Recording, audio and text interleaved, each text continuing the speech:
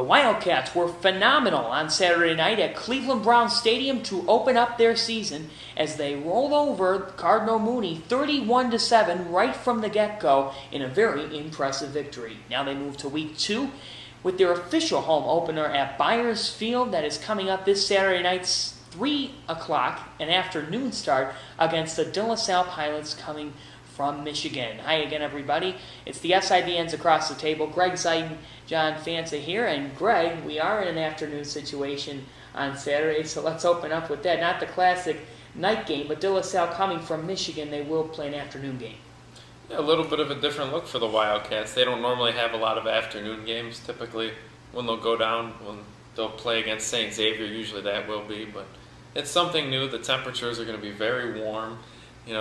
A little bit different situations, and you got to keep in mind De La Salle will be coming off a fairly lengthy bus ride, and maybe that'll have a little bit of an effect.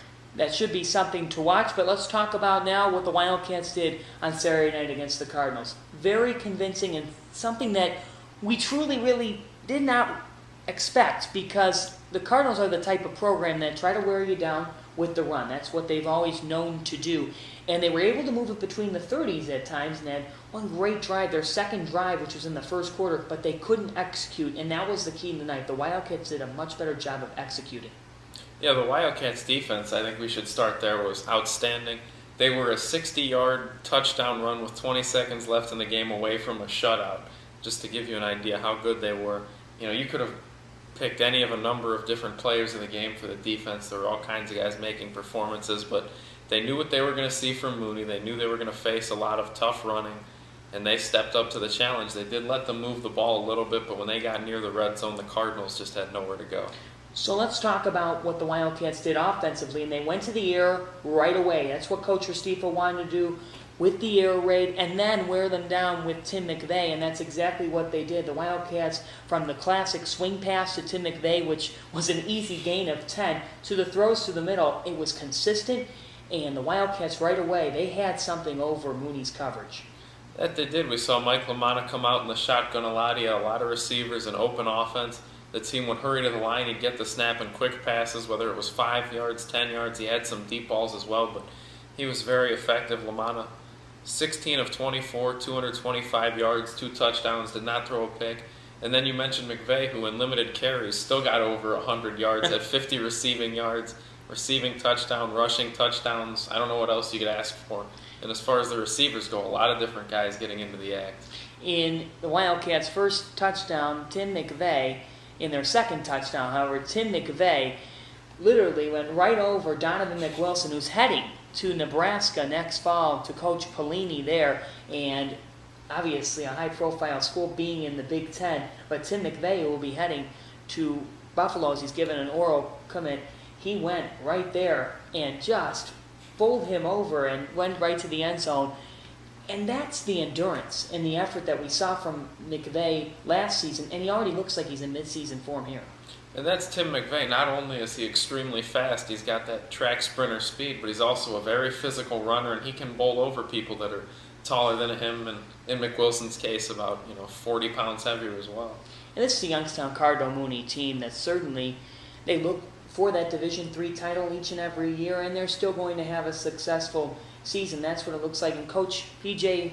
Fecco, after the game, pretty much just said that they were overmatched. They were beat, and it's back to work. They play Youngstown Boardman this week, but that's a team that is a very respectable program. Yeah, it is. That's why it's such a big win for the Wildcats, is that's a Cardinal Mooney team that year in and year out, even though it's at Division III, they're still always competing. They're a perennial playoff team, and they've got an extremely tough schedule this year due to the Cardinals, so we'll see where they end up, but they're not going to have a bad season. So let's move now to the De La Salle Pilots coming from Warren, Michigan. And Greg, let's talk about this team and what they're going to bring. They have what has been rated a 5-star now recruit who's heading to the University of Michigan next fall in quarterback Shane Morris, the southpaw slinger who is a lefty and will be playing a lefty in Mike LaManna, so that's an interesting matchup to watch. But Morris is the real deal. Let's talk about him.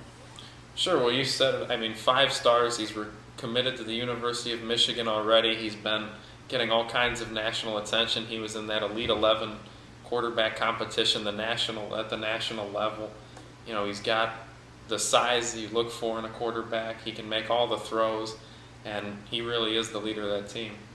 And when you look at this pilot squad in the state of Michigan, they have done an outstanding job. But when you look at Ohio high school football, it is different. There is a gap between Ohio high school football and Michigan high school football. So Shane Morris is going to see a different defensive line. I think that that's the key matchup to watch, is the pressure that will be applied to him, and the Wildcats defensive line, that's what they're going to try to do from the get-go, is try to collapse that pocket on Morris, and that is the real adversity that we're going to get to see him face. And based on his arm strength and what he can do, he's faced it before, but this Wildcat defensive line is ready. That they are. Against Cardinal Mooney, obviously a different look against the run, but they were able to get into the backfield a lot. So you look for that defensive line. Once again, Kevin Kavlik, Dave Katusha, and Matt Golick to really get in Shane Morris's face. And, as far as we've been told in the past, when Morris has had trouble, it's been when he's had a lot of pressure on him in the pocket and that pocket collapses. Morris likes to hook up with a couple of his wide receivers and senior captain Josh Cox, as well as Giovanni Racino. So he has that chemistry. And when I was talking to Mr. Eddie Dwyer earlier this week about this game coming up Saturday, it's the fact that Morris, as a freshman, right away was forming bonds with these receivers. So you're going to see that chemistry. And right at the get-go, the Wildcat defense is going to have to, they can only do so much in film, Greg, but they're going to have to see that Morris definitely has formed a certain chemistry. That he has. They'll see that on Saturday, but looking back at the Wildcats defense, their practice this week is going to have to be a lot different than it was in the week leading up to the Mooney game. Talk about 180 degrees from a team in Youngstown Cardinal Mooney that they're going to run just about every single play, to the Pilots from De La Salle where they're focused on passing, and the Wildcats secondary is going to be a little bit more involved this week. They're not going to, be frankly as bored. So what are you looking for from the Wildcats, their key players that you really want to see here? Obviously the secondary, that's what's going to be pinpointed here this week. Yeah, I'm looking for Tommy Fanning, who didn't, see a lot of action last week because Youngstown Cardinal Mooney didn't pass a whole lot. You look at the safeties, to Brian Fisher, who's still getting adjusted to that role, Mike Gibbons as well. But just the entire secondary, Scott Arthrell as well at the other cornerback, to see how they stay on these receivers. And then we talked about the defensive line getting pressure. It is going to be a true test for junior cornerback Scott Arthrell, who did not get thrown to, obviously, on Saturday night on the Wildcat secondary. Nobody really did. But Arthrell obviously is young, and De La Salle notices that. He has been phenomenal in training camp, but this will be a different experience for Arthrell, and I think we're very interested to see how he handles it. Yeah, you're talking about him facing not only a quarterback with very good receivers, but a quarterback that has chemistry with his receivers, and a quarterback that is the second-rated pocket passer in the country, just to give you an idea about, the hype this kid has and what he's capable of doing. So Saturday we will come to you live on the SIBN at 2:30 with the Prudential Lucian Realty pregame show, and then all the action begins at 3 o'clock. The weather should be interesting. Right now it's still calling for partly cloudy skies, but you never know if there are rain showers coming in. Obviously, we do have quite a system as far as the weather goes moving in down south, but if any of that were to come, we could see some rain, so it'll be interesting to see how Morris and the Pilots they handle facing a powerhouse like the Wildcats. This is going to be an intriguing matchup to watch in week 2. Yeah, and if the weather does, turn out to be inclement, we'll get to see both teams running games, which we know Tim McVeigh, when he's called upon, he's up to the challenge. We'll see if De La Salle can run the ball if need be.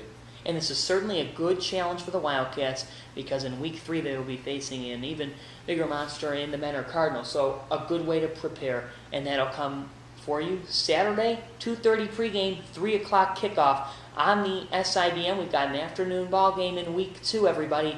Get ready to see an outstanding quarterback in Shane Morris face off with that Wildcat defense. It should be a very good matchup from Byers on Saturday.